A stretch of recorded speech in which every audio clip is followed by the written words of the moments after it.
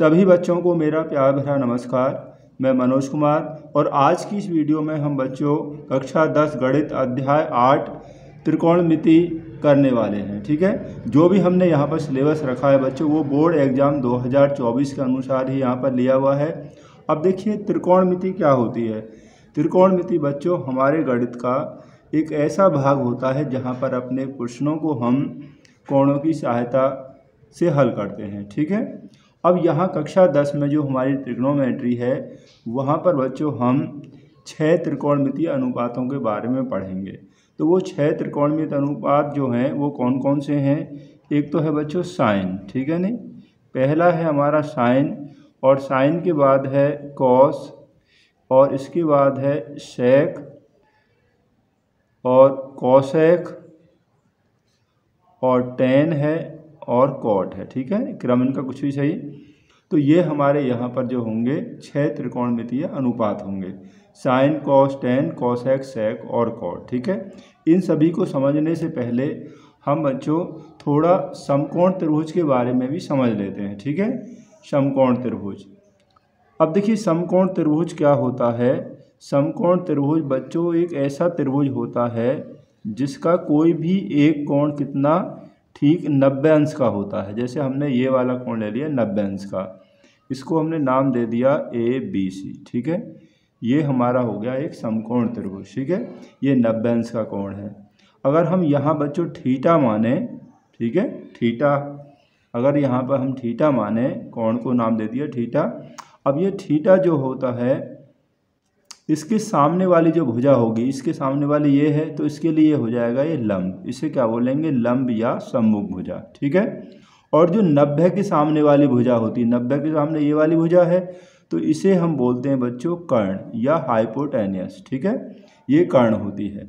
अब बाकी जो ये तीसरी भुजा रह गई ये हमारा हो गया आधार। ठीक है, जो भी कोण हमने लिया है थीटा माना है उसके सामने वाली भुजा लंब होती है और 90 के ठीक सामने वाली भुजा होती है वो कर्ण होती है, और जो तीसरी भुजा फिर ये हमारा हो गया आधार। अब सपोज कीजिए बच्चों कि हमने अब क्या किया है कि हमने अब इसको थीटा मान लिया, कोण सी को। ठीक है, हमारा थीटा यहाँ पर है तो इसके सामने वाली ये भुजा है तो हमारे लिए अब ये लंब हो जाएगी, सम्मुख भुजा। ठीक है, 90 के सामने कर्ण नहीं बदलता है, कर्ण वही रहता है।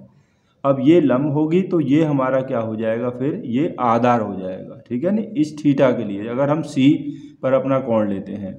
ठीक है नी, यानी कि जो कर्ण है ना बच्चों वो हमारा बदलता नहीं है। बाकी जो भी हम एंगल ले रहे हैं, ए लिया है तो ए के लिए अलग हमारा लंब हो जाएगा और सी के लिए अलग हो जाएगा। ठीक है, इसी प्रकार आपको ध्यान रखना है। ठीक है, अब ये जो हमारे त्रिकोणमितीय अनुपात है ना, इनके बारे में और हम थोड़ा सा जान लेते हैं। जैसे बच्चों आपको यहाँ दिखाई दे रहा है लाल बटे कक्का लिखा हुआ है। ठीक है, LAL लाल, KKA। ठीक है, अब यहाँ L के ऊपर क्या होता है, L के ऊपर यहाँ होता है साइन। ठीक है, और यहाँ होता है बच्चों कॉस, और यहाँ हो गया आपका टेन। ठीक है, और यहाँ होगा आपका कॉसेक, और यहाँ होगा कॉसेक सेक, और यहाँ हो जाएगा हमारा कॉट। ठीक है, ये वाला जो है आपको एक प्रकार से डायग्राम आपको ध्यान रखना है, बिल्कुल अपने दिमाग में इसको बना लेना है।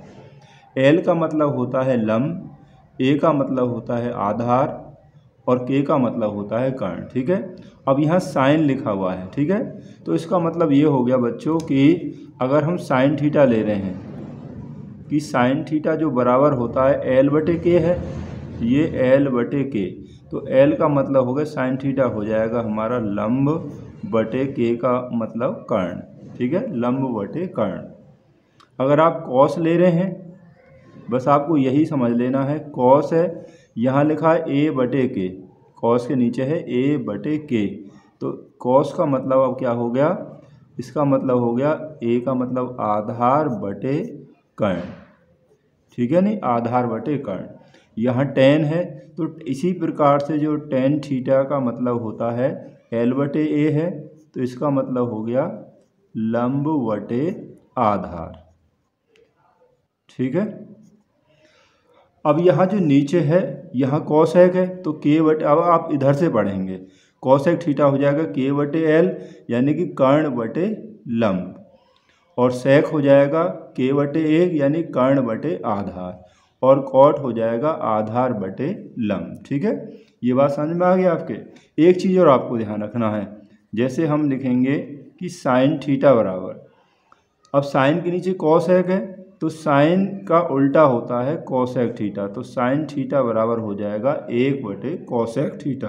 ठीक है, और कॉसेक के ऊपर ये है तो ये आपस में इनका संबंध होता है। अगर हम कॉसेक कहें कि कॉसेक थीटा बराबर क्या होगा, तो कॉसेक बराबर हो जाएगा 1 बटा साइन थीटा। ठीक है, इसी प्रकार बच्चों आपको ये भी समझ लेना है। ठीक है, कॉस के नीचे क्या है सेक, तो कॉस बराबर होगा 1 बटे सेक, यानी कि कॉस थीटा बराबर होगा 1 बटे सेक थीटा। ठीक है, और सेक बराबर होगा 1 बटे कॉस, टेन का अपोजिट कॉट होगा, टेन बराबर 1 बटे कॉट होगा, तो कॉट बराबर होगा 1 बटा टेन। ठीक है, यानी कि एक इसमें साइन और कॉसेक का संबंध है, तो हम ये भी कह सकते हैं बच्चों की sine theta into cosec theta ये बराबर 1 होता है।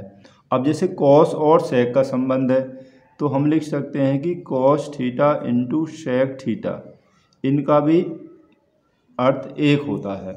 और टेन और कॉट आए हैं तो ये हो गया कि tan theta into cot theta बराबर 1। ठीक है, यानी कि साइन और कॉसेक का गुणनफल 1 होता है, कॉस और सेक का गुणनफल 1 होता है, टेन और कॉट का भी गुणनफल 1 होता है। ठीक है, ये बात आपको बिल्कुल अच्छी प्रकार से बच्चों यहाँ पर समझ लेनी है। ठीक है, हम बिल्कुल यहाँ शुरू से ही आपको लेकर चल रहे हैं। तो बच्चों सूत्र तो इसमें और भी बहुत सारे हैं, लेकिन जैसे जैसे हम एक्सरसाइज करेंगे वैसे ही हम सूत्रों को आगे समझते रहेंगे। ठीक है नहीं, तो बाकी सूत्रों को हम अगले उसमें समझाएंगे आपको जैसे हम एक्सरसाइज करेंगे। तो समकोण त्रिभुज के बारे में एक बात और समझ लीजिए, शायद आपको पता भी हो कि समकोण त्रिभुज में क्या होता है कि जैसे 90 के सामने वो मैंने आपको बता दिया कर्ण है, तो जो कर्ण का जो वर्ग होता है बच्चों वो शेष दोनों भुजाओं के वर्गों के योगफल के बराबर होता है। यानी कि जैसे 90 के सामने कर्ण यहाँ पर AC है, तो AC का जो वर्ग होगा बराबर होगा वो शेष दोनों भुजाएं, कौन कौन सी, AB ले ली और दूसरी भुजा हमने ये वाली ले ली BC, इन दोनों भुजाओं के वर्गों के योगफल के बराबर होता है। और इस संबंध को हम किस नाम से जानते हैं, इसे हम जानते हैं बच्चों पाइथागोरस प्रमेय के नाम से। तो पाइथागोरस प्रमेय जो ये कहती है किसी भी समकोण त्रिभुज में जो कर्ण का वर्ग होता है वो शेष दोनों भुजाओं के वर्गों के योगफल के बराबर होता है। ठीक है ना बच्चों। अब हम प्रश्नावली हमारी जो 8.1 है उसका पहला क्वेश्चन देखते हैं। और हाँ, एक बात और जान लेते हैं कि बच्चे जो टेन थीटा होता है नहीं, टेन थीटा जो होता है वो होता है कि साइन बटे कॉस, साइन बटे कॉस होता है। और जो हमारा कॉट होता है वो टेन का तो अपोजिट होता है, उल्टा होता है, तो कॉट होता है ये यानी कि कॉस बटे साइन होता है। ठीक है नहीं, टेन साइन बटे कॉस और कॉट होता है कॉस बटे साइन। तो प्रश्न नंबर 1 हमें दिया हुआ है कि त्रिभुज ABC में जिसका कोण भी समकोण है, AB 24 सेंटीमीटर और BC 7 सेंटीमीटर है, तो हमें यहाँ पर इनके मान निकालने हैं। तो पहले हम यहाँ नोट कर लेते हैं कि हमें क्या दिया हुआ है। ठीक है ना बच्चों, तो हमें दिया है कि त्रिभुज ABC में, त्रिभुज ABC में जो AB है वो हमारे पास है 24 सेंटीमीटर। ठीक है, और BC हमें दिया हुआ है 7 सेंटीमीटर, और जो कोण B है वो कितना है, समकोण यानी कि 90 अंश है। तो बच्चों यहाँ पर हम एक समकोण त्रिभुज बना लेते हैं। ठीक है, तो ये समकोण त्रिभुज हमारे पास हो गया। ठीक है नहीं बच्चों, तो ये एक हमारे पास हो गया यहाँ पर समकोण त्रिभुज। देखिए ये हमने यहाँ बना लिया समकोण त्रिभुज, और इसमें जो कोण B है वो हमारा है कितना, 90 अंश है। तो B हम 90 अंश ले लेंगे, बाकी हम ए और सी को किधर भी लिख सकते हैं, ठीक है नहीं। अब ए बी हमारे पास कितना है, 24 सेंटीमीटर है, और बी सी कितना है, वो हमारे पास है बच्चों 7 सेंटीमीटर। अब 90 के सामने हमें क्या निकालना है, हमें निकालना है यहाँ पर कर्ण। तो कर्ण निकालने के लिए जैसे मैंने आपको समझाया था कि हम यहाँ पर पाइथागोरस प्रमेय का प्रयोग करेंगे, ठीक है नहीं। तो वही हम यहाँ पर करेंगे कि समकोण त्रिभुज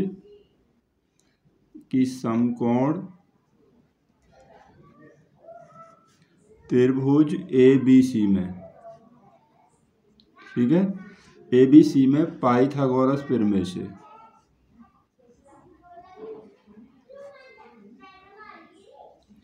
अब जो पाइथागोरस प्रमेय है उसमें क्या होता है कि बच्चों की कर्ण का जो वर्ग होता है शेष दोनों भुजाओं के वर्गों के योगफल के बराबर होता है। 90 के सामने कर्ण क्या हो गया, हमारा ए सी हो गया। तो ए सी का जो वर्ग होगा बाकी दोनों भुजाएं जो हैं ए बी का वर्ग और प्लस बी सी का वर्ग, इन शेष दोनों भुजाओं के वर्गों के योगफल के बराबर होगा। अब हमारे पास ए बी का मान कितना है, 24 है, तो यहाँ 24 का वर्ग हो गया, और बी सी का मान 7 है, तो ये हो गया 7 का वर्ग। यानी कि हमें तीसरी भुजा निकालनी है। 24 का वर्ग होगा 576, यानी 24 में 24 से गुणा कर देंगे, और 7 का वर्ग आ जाएगा 49। तो इन्हें अगर हम जोड़ेंगे तो ये हो गया 625। अब ए सी का वर्ग 625 हो गया। अब हमें ए सी निकालना है, तो हम इसका वर्गमूल ले देंगे, यानी कि स्क्वायर रूट। और जो 625 का जो वर्गमूल आएगा वो होता है 25, यानी कि तो ए सी का जो मान हो गया हमारे पास वो हो गया 25 सेंटीमीटर, ठीक है। तो यहाँ हम ए सी का मान यहाँ रख देंगे कि ये हो गया 25 सेंटीमीटर। अब हमें जैसे निकालना है, इसमें हमें निकालना पहले साइन ए का मान निकालना है पहले भाग में, और कॉस ए का मान निकालना है, ठीक है ना बच्चों। तो यहाँ हम साइन ए के लिए लिखेंगे, क्योंकि देखिए साइन थीटा बराबर होता है, जैसे मैंने आपको समझाया था ना, साइन थीटा ये होता है लंब बटे कर्ण, ठीक है ना, एल बटे के, जो मैंने आपको शुरू में समझाया, यानी कि आप लिख सकते हैं लंब बटे कर्ण, ये हो गया। अब हमें यहाँ निकालना साइन ए का, तो साइन ए, तो हम यहाँ पर जो कोण जो लेंगे ना, कौन सा लेंगे बच्चों, वो हम यहाँ पर कोण ए लेंगे, ये वाला थीटा हमारा यहाँ पर होगा। ए के लिए लंब कौन सा हो जाएगा, ये हो जाएगा बी सी, और कर्ण हमारा 90 के सामने कौन सा होगा, ए सी, ठीक है नी। तो बी सी बटे ए सी, तो यहाँ पर हम रख देंगे इसमें, ये हो जाएगा बी सी बटे ए सी, ठीक है, बराबर। अब बी सी का मान कितना है, देखिए यहाँ से दोबारा से देख लीजिए, बी सी 7 है और कर्ण ए सी कितना है, 25 है, तो ये हो जाएगा कितना, 7 बटे 25।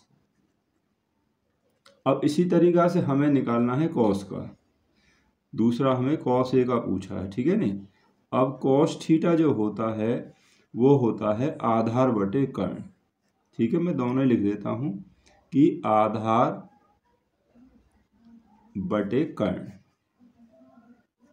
ठीक है।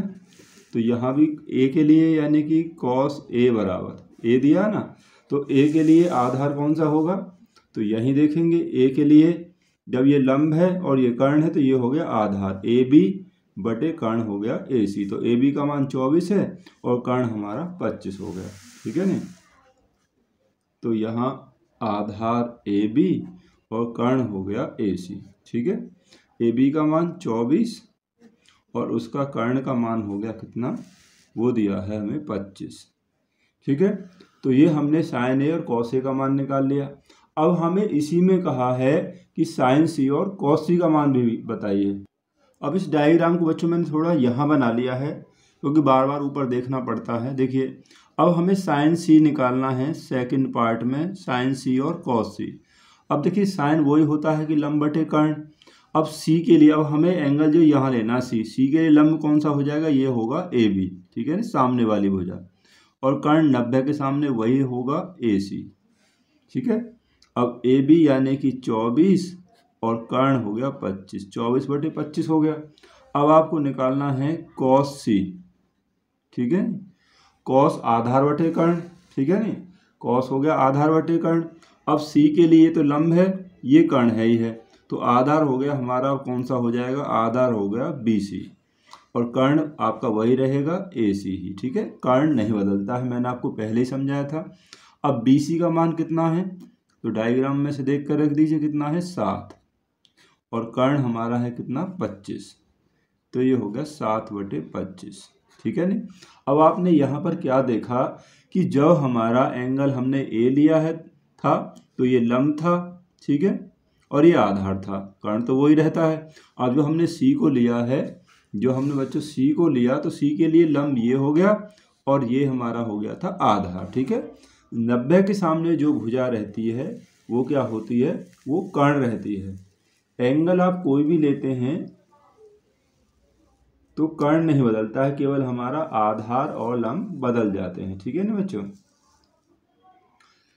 तो इस वीडियो में बच्चों हमने इतना ही रखा है, तो अगले क्वेश्चंस को हम अगली वीडियो में लेकर आएंगे।